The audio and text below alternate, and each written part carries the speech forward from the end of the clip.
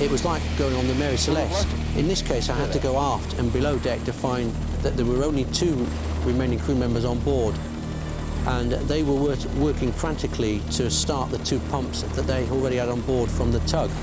Another pump is lowered onto the deck as the crew fight to keep the Aurora afloat. They still believe they can save the Aurora. The helicopter moves away to allow Trevor Preece and the crew to keep pumping. On this occasion, we were quite happy that things seemed to be nicely under control. And then, all at once, we realised the vessel had changed her attitude in the water markedly. And we were just discussing whether we ought to get on the radio and say to Trevor, get everybody off the boat, when in fact Trevor called us and said, I think she's going down, come in and get us. The water by this time was coming through one side of the wheelhouse and out the windows at the other side. The boat was disappearing below us very fast. The men's lives become the priority, and the helicopter crew decide to winch the men off the stricken vessel.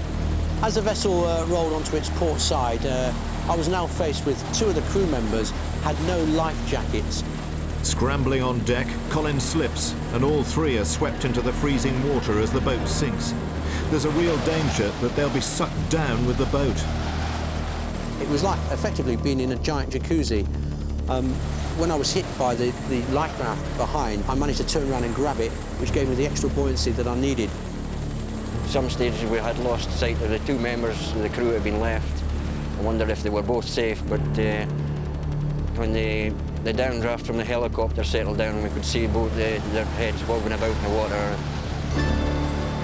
it just never entered my head that this was going to be the end of the situation, that the boat would be lost.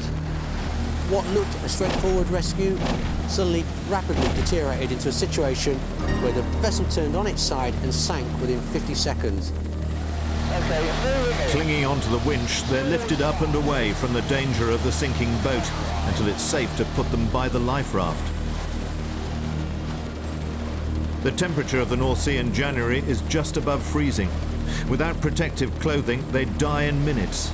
Trevor has to get them into the life raft so that they could be winched up to the helicopter.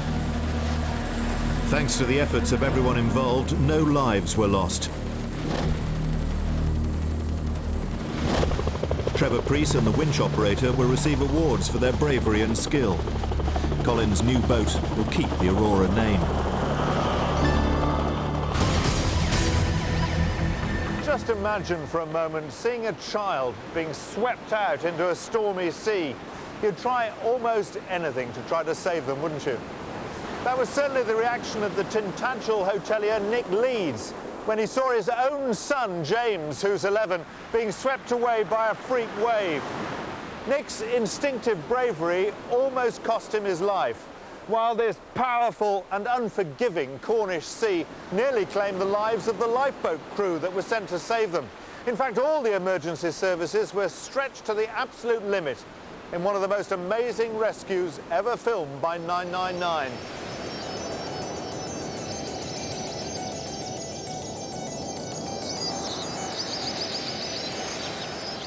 When I heard the news, Liz shouted at me, screamed at me to go straight down. I raced into the garden, across the garden, down the cliffs, and just got down to the beach as quick as I could.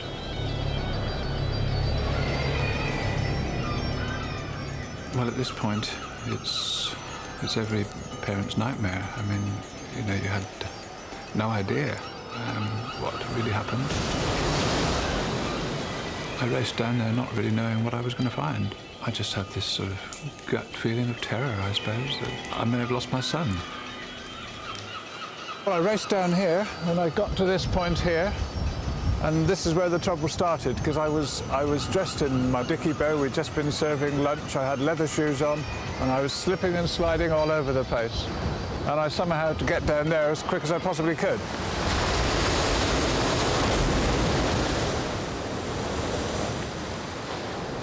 Well, I came down the cliffs at this point here, down the steps, and along where the chain is.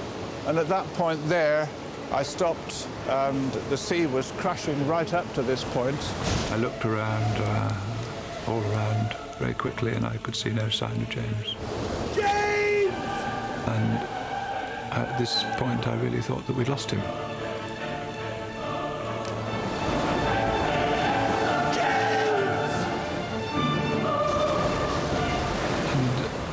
just took all my clothes off and dived in and went into the sea.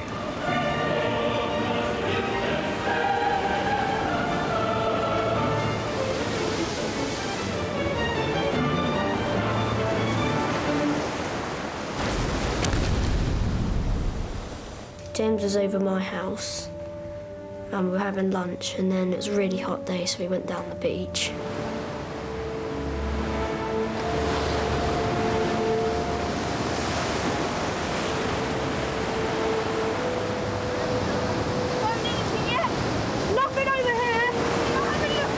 We got into our swimming trunks and this huge wave just came. They were quite big waves, but they got smaller as they came towards the rock. And this one just stayed up, it didn't go down. Just this huge wave just kept on going. Looked around, I couldn't see James. James, where are you? I shouted to him, I just shouted, James. James! But nothing, you couldn't hear him. The waves were too powerful. I just ran up the hill.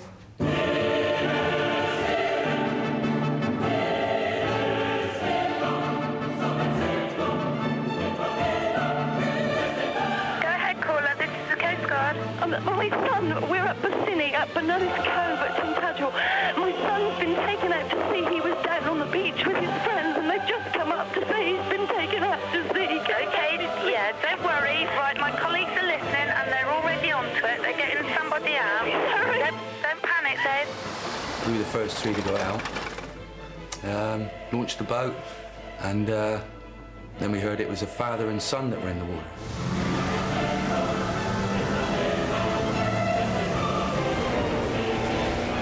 Anybody in the water, you think, oh, what are we going to find when we get there? You know, what's it going to be? I mean, children, well, to me, are the worst. You know, you think, I mean, I've got children of my own, so you sort of, you're really worried.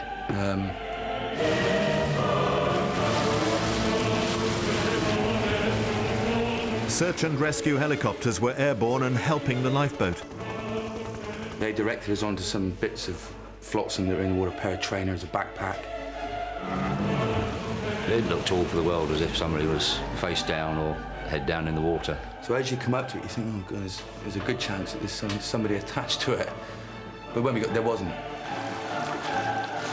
And there was sort of a sense of relief that it was just clothing, etc., that was floating round. A big wave picked me up. I was round about here somewhere and took me straight through to the back of the cave. All this area here was underwater, probably about 12, 15 foot of water here, and it took me straight to the very back of the cave.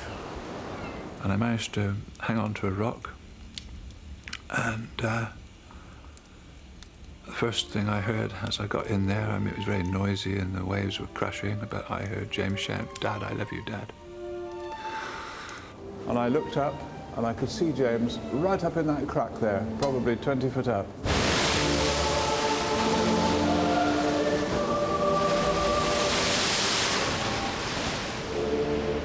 And I climbed up to him, and we just hung on there in the roof of the cave until later on, when the waves got much bigger and they actually filled the cave completely. At that stage, he was fine physically, but obviously he was very frightened. He was very pleased to see me.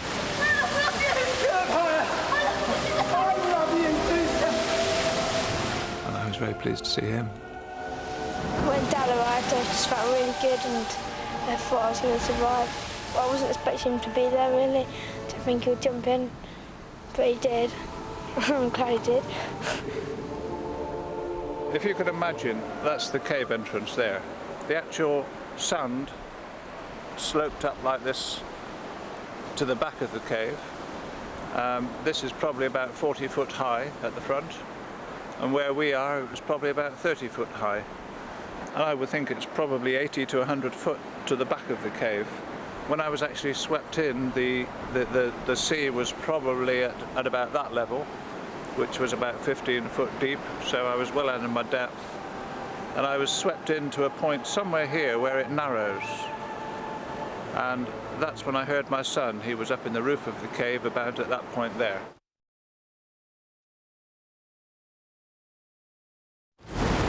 sea was very rough, buoy in the water, the cliffs, it wasn't looking very good. We couldn't see anybody. Nobody was really certain about what had happened, or where people were at this stage.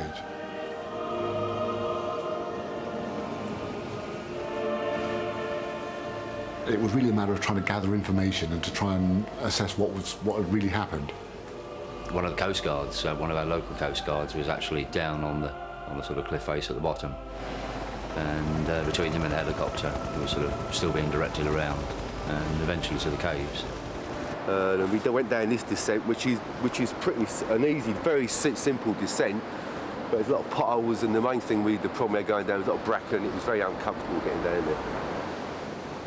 James at one point did say to me, "We're not going to get out of this, are we, Dad?"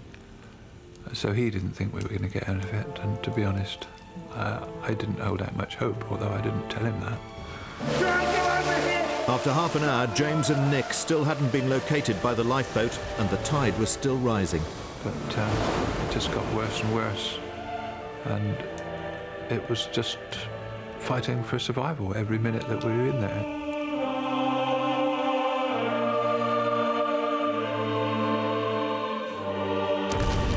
When it got to about here, I bent down, looked out the back, and I could see Nick Leeds. You know, we picked a moment, we looked around and thought, right, we can do this.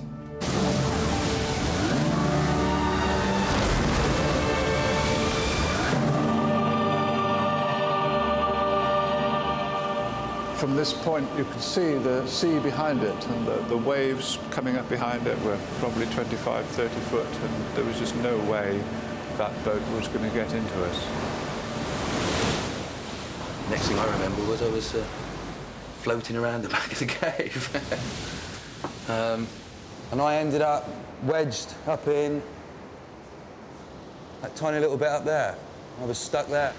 And then I remember seeing Kevin at the top. Looking down at me and shouting, "Come on, gotta go." I can't, I'm stuck. You know, this is it. Come on, you've got to do it! I really did. I thought, I'm not coming out of this. I thought, what a horrible place to die, you know. Mike and Kevin Dingle had been washed into the cave, leaving Paul Pollington on the crippled lifeboat. He was finally winched into a helicopter, abandoning the boat to the sea.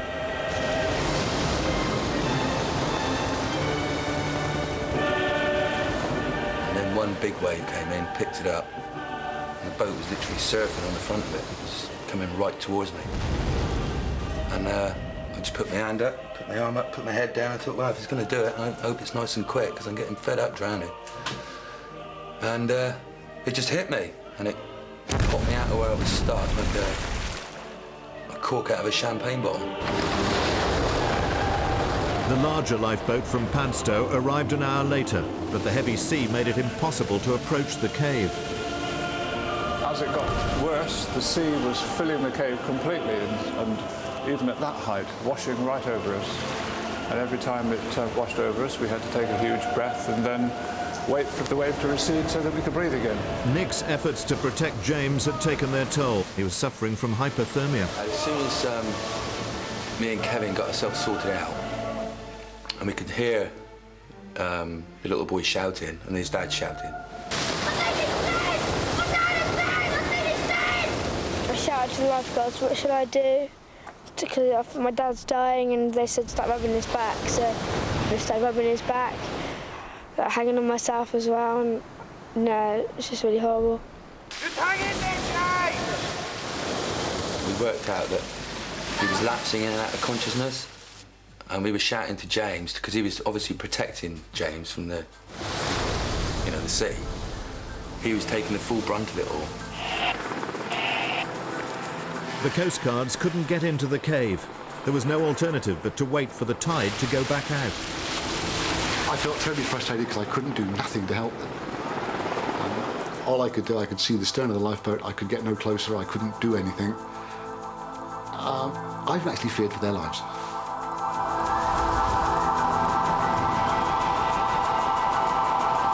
Imagine Liz up on the cliff. I knew she'd be there. And I thought about I thought about my children.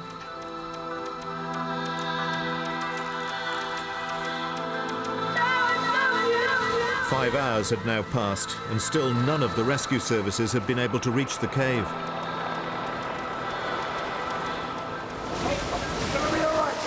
There was just a point when I thought, we can get out of here. And, you know, I suddenly realised we weren't getting swamped. The water was still coming in, but nothing like it was before. And I thought, you know, now's the time. The first time I saw one of them, I think, was Kevin's face. Frank had gone up, and by this time he'd managed to get to the back of the lifeboat. There just suddenly this little face appeared, and it was just, God, I don't believe it. A diver from the Royal Navy helicopter was able to get to the cave entrance, and the victims were taken to a nearby hospital. My next concern then was for Nick Leeds. He was almost naked, he was very battered, he got a very badly dislocated shoulder, he was rattling with the cold, he could barely speak, and he was obviously in great pain. But he was incredibly brave.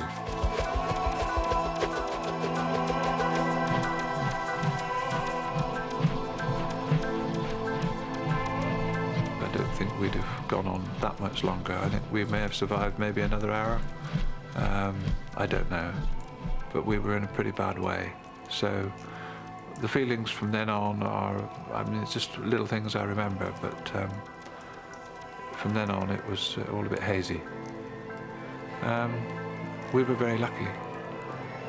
Nick had severe hypothermia and a shattered shoulder. James had multiple injuries, including a fractured skull. The wrecked lifeboat was later removed from the cave. Yeah, I was really surprised to go through that and be able to survive it. Now I feel like I can do anything. If you're a reasonable swimmer, you'd probably think if you fell into this canal, you'd easily make it to the side. But you may be underestimating the effects of cold water shock, which can dramatically affect your chances of survival, as Mark Cass discovers in this week's 999 demonstration. We've come to a research laboratory run by the Royal Navy. This experiment could put a serious strain on Mark's body, so we're doing it under strict medical supervision. Just printing the trace now, Mark. Okay. First, Mark has an ECG to make sure that his heart is fit enough to take the shock. It's not a straight, flat line. It looks a perfectly normal ECG to me, I'm glad to say. Fantastic. Otherwise, we'd have had to get a different subject for today, but that's good.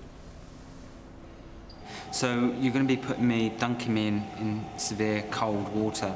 What are you going to learn from that? What are we going to learn from that? Well, we've got the water temperature at 10 degrees Celsius, which is sort of an average temperature for around the British Isles over the course of a year. So what we're looking to do is to put you in under the water and just ask you to hold your breath for as long as possible, because we think that probably the most dangerous of all of the responses associated with going into cold water is a loss of control of breathing. Mark will be lowered into the pool, strapped into this metal chair.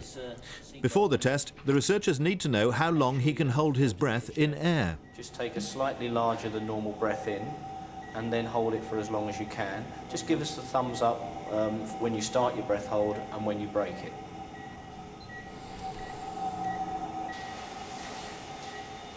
In a warm room like this, most people can manage about a minute. Remarkably, Mark holds his breath for more than 2 minutes.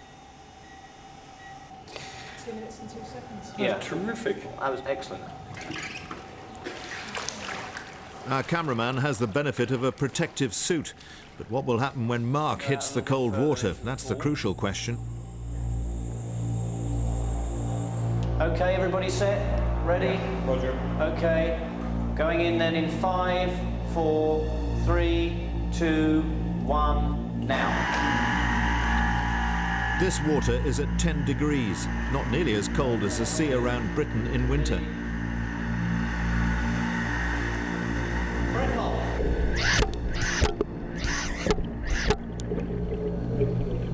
The sudden drop in skin temperature produces a reflex action that's completely beyond Mark's control.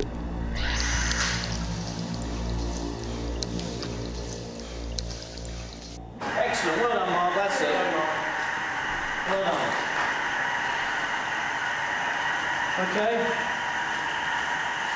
You can take your mouthpiece out there if you want. Okay, Even though Mark is fit and highly trained, he could hold his breath for less than 5 seconds. Bring that round then, Dave. That was agony. Sheer agony, that. Really painful. That's pretty normal for that condition. Really? Yeah. God. Now Mark is put into a warm bath for his body to recover. Oh. How's that? A lot better. That's luxurious. Yeah. Down you get your shoulders under. Your breath hold in water was 4.2 seconds.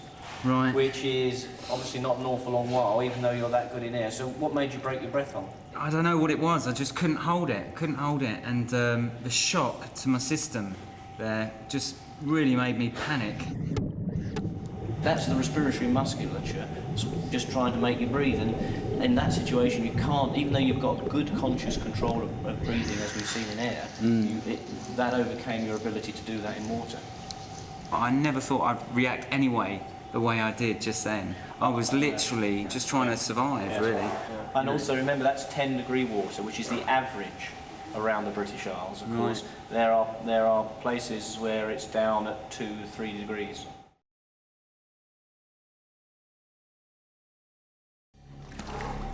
Oh, it's a little bit better with the clothing on. Voice has gone higher. Off you go. Off you go.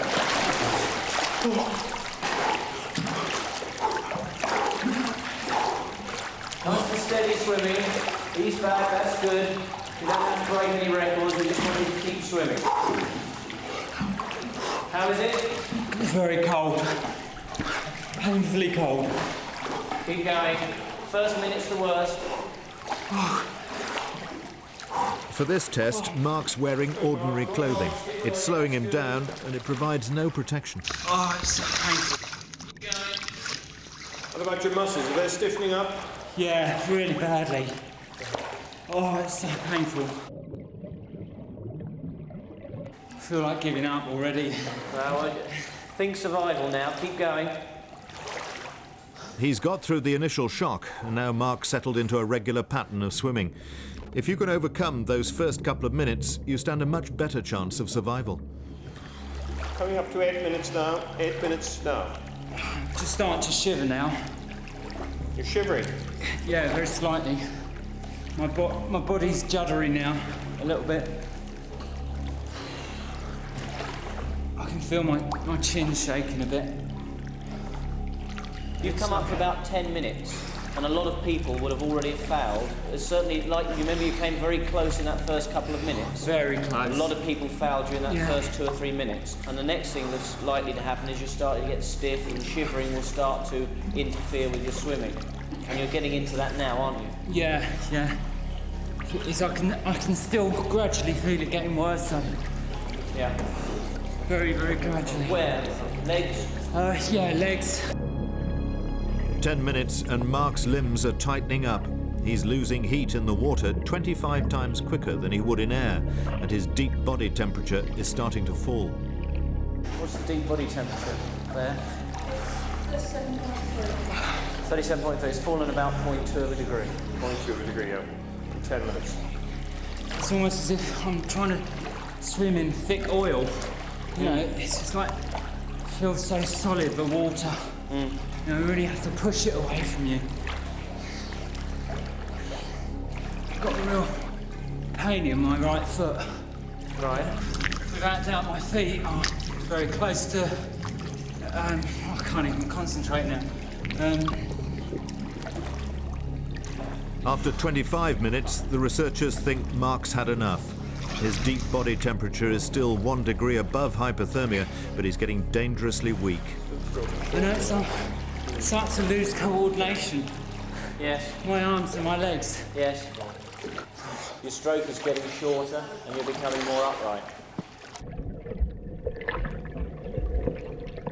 Mark, we're going to stop now. We're just going to give you the life jacket. So there, I'll take that and just rest on that. Well done. I'm going to nice and steadily up the stairs. Let you get in there.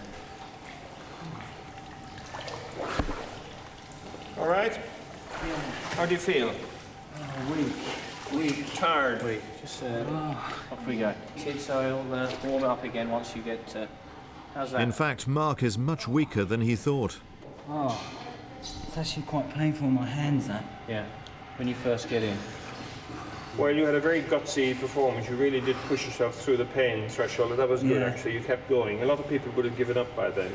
Yeah. But those first few minutes are critical, aren't they? You know, in an accident situation, people who are not used to that panic at that stage, and they try to turn around and swim back to the pool, the edge of the quarry or the edge of the canal or the river, whatever it is they fell into, and they just can't swim anymore. They just flounder in the water. They drown at that stage. Mark was never in danger of drowning, but his ordeal isn't over yet. As the blood flows back into his cold arms and legs, his body core cools down even more. It's quite normal, but to Mark it's a long and painful process. I'm very cold now still. Yeah, also take a while to warm up. When you came out, Mark, you were still over a degree above being hypothermic. So all of the things you're feeling now, it's the body cooling, but it's primarily skin and muscle that's being affected in there. Right. No hypothermia today. We don't go anywhere near that. Right. I don't know if I was on my own whether I really would have survived that. It was just really horrible. It's probably because you lot were here. Gave me a little bit of an edge and a bit of support. And you're an honorary member of the club now. Well done. Thank you.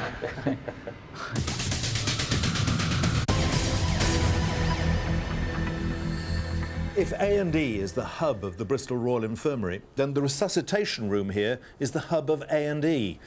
Sometimes there can be as many as 4 patients in here, all needing urgent specialist care. It's a place of high emotion, but it's not always a place of happy endings. Dealing with death is something the staff in A&E have to do every day.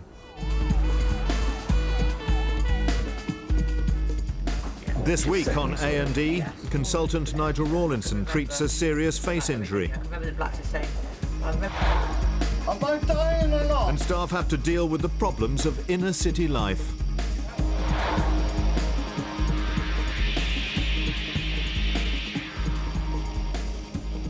It's 11 a.m. and A&E is getting busy. A female patient, Annie Hatherley, has been brought in by paramedics after a close encounter with her horse. So you took on a horse, did you? And Yes, lost? and the horse won, I think. That's right. Now, were you knocked out? I don't think so. If I was, it was very, very transient. Or just seconds, were they? Yes. A&E consultant Nigel Rawlinson has come to assess Annie's wounds. Yeah. Look at my finger now, could you please? Yeah. Annie was kicked in the face by her horse. She has severe cuts and her 2 front teeth have been knocked back. You don't bite the thing off of you. The upper teeth there. That was a crown. There's a cut on your top lip here, which will be easily closed. The bottom lip has gone right through. Yeah. All right, and that involves also the teeth. So what we'll do, the plan is this, that we'll get x-rays now, we'll clean these wounds, and then we'll ask the maxillofacial surgeons to see you. Annie's x-rays show that she hasn't broken anything, but her front teeth will need to be pulled back into place. Yeah. Yeah. What ho? How are you doing? No. Her severe facial injuries will need surgery and stitches in a specialist department at Bristol's Dental Hospital. So she'll be just being sorted out, put upright, and sent across to you. The BRI is an inner-city hospital, and A&E tends to deal with more socially based problems than other Bristol hospitals, including the aftermath of violence on the streets. Maria's been assaulted with CS gas following a dispute over money. CS gas is quite strange. If it's a small amount, we actually use fan therapy just to actually blow it out. But this lady's actually got quite a lot, so we're just going to wash it out. Keep looking at me. Keep your eye open as much as you can. You'll get used to it in a minute. And then literally just keep it round. And that will make absolutely sure that we have washed out absolutely everything. CS gas isn't really a gas. It's a propellant which causes a burn, and then there's the aerosol which sort of comes out on the skin, which causes the irritation and a secondary burning effect as well. Oh, it's yellow. Yeah, everything looks yellow through that. It's a yellow dye.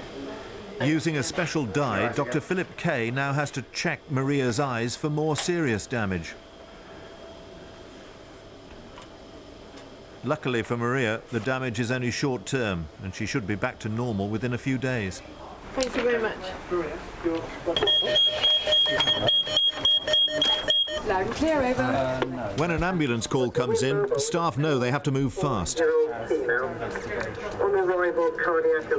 The radio is only used in urgent, life-threatening cases. The message will give staff a rough outline of what to expect. In this instance, a young woman is in cardiac arrest. Her family is with her, and she's in a very serious condition. All right, standing by. 40 is young for an arrest, and we don't know if she's got a medical history or not. This is a bit young, so it's going to be a bit grim, I think. Every patient that comes into this department is important. In terms of the emotional load, though, for us, obviously there are certain categories that are more difficult to cope with for all the staff. She's already intubated, which means she's got the tube going down into her lungs, which makes life easier.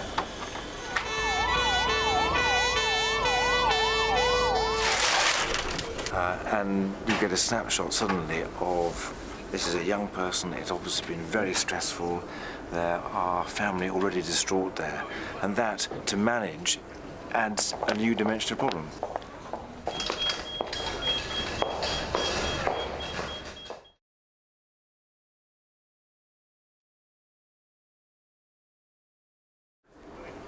That particular person had an arrest where the heart stopped and had been started again. And I think it's looking very, very bleak, because I think it's clear that there's been some type of major catastrophe in the brain which caused everything to start, which you'd expect of somebody as young as that person was. Sadly, the patient died. Death is a part of life at A&E, and the staff have to learn how to break the news to family and relatives.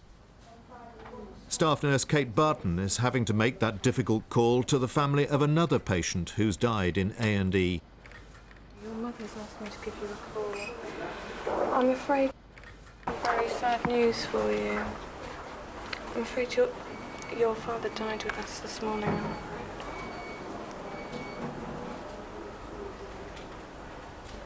Please. Our job is to break the news in such a way that the person receiving the news understands it, and it is an enabling process. And for most people, it is a life-shattering piece of news. I'm sorry to have to ring you such awful news. My heart's going quite fast and it's horrible. It's the most loathsome job in the whole department. And all of a sudden, you go from the resus room into that environment, which is fantastically emotional and stressful. We have to train staff to deal with that in this department. No, it's heartbreaking. Heartbreaking.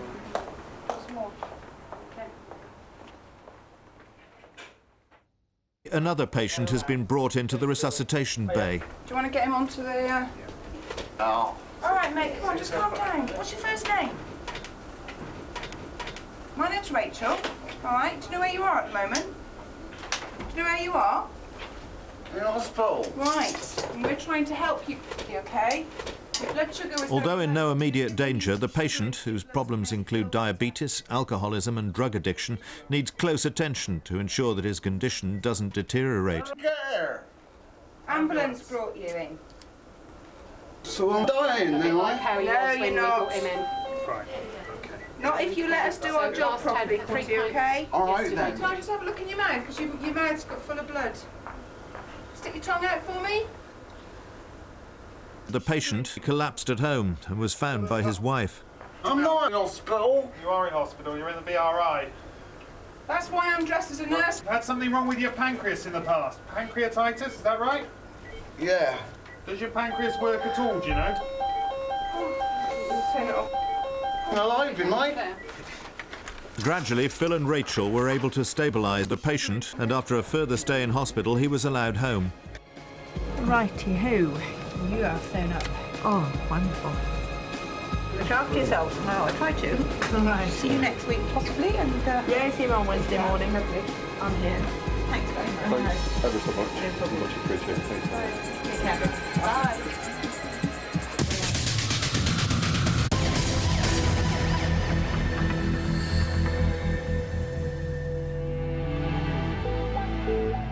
Our next story tells how an experienced potholer, Alan Jeffries, found himself alone and seriously injured deep underground. When you go into a cave, the first thing that strikes you is the stimulus on every one of your senses. The sense of touch, the sense of smell, the sense of sound. The rock is dark, black, wet, it's cold. The sound of the river roaring in your ears, the tiny white stalactites. The whole thing is a surreal atmosphere. Recently, we came across the skeleton of an animal. Looked to be fairly complete. My purpose on that day was to take a cylinder, pick up one of the bones, so that a paleontologist could identify the animal for us. The route down to the bones is quite a long one. The narrowest point, you have to sort of breathe out to collapse your rib cage in order to squirm through. There are a lot of climbs and waterfalls. And then, of course, we have the 3 dives. I don't like cave diving. Sumps are very hostile places, very claustrophobic. I only dive to get through to further parts of the cave system. Alan was the most experienced cave diver in the group, and he made the rest of the journey to the bone site alone. When I got through all the dives, I started to clamber up this slope of boulders, and I put my hand on a big jagged limestone boulder, about the size of a small cupboard. And it just slid off and came towards me. I felt my leg go right away, and then the boulder just carried on down the slope and broke up in pieces at the bottom. That was the point when I noticed the blood coming out of my arm. The boulder had cut away a hole in my wetsuit and it virtually destroyed my bicep. It was extremely painful. I realized I was in serious trouble because I was badly injured. I was on my own. At that point, I thought, I'm going to die in here unless I do something for myself.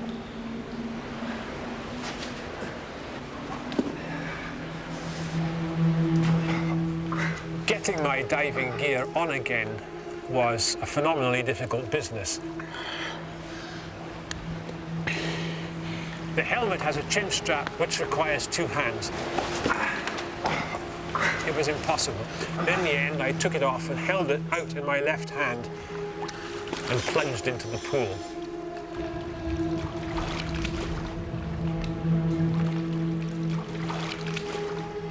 The visibility was extremely good, and it's the only time I've ever seen that sump all the way through. The cold water had cauterized the wound so that the blood flow was greatly lessened. I got myself through that first dive. How lucky I was.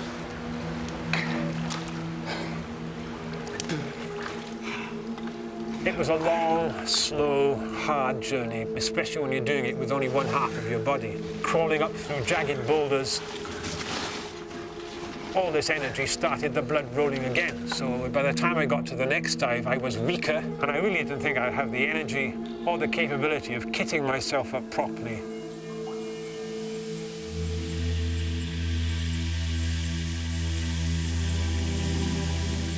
By now, the team were worried, and 2 of them decided to go and look for Alan.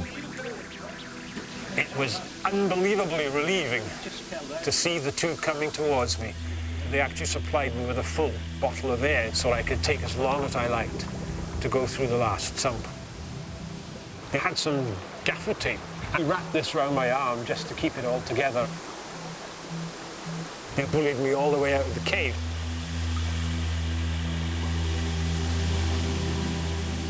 Right, come on. Get your... You have no idea what it's like under these circumstances to come out onto the surface.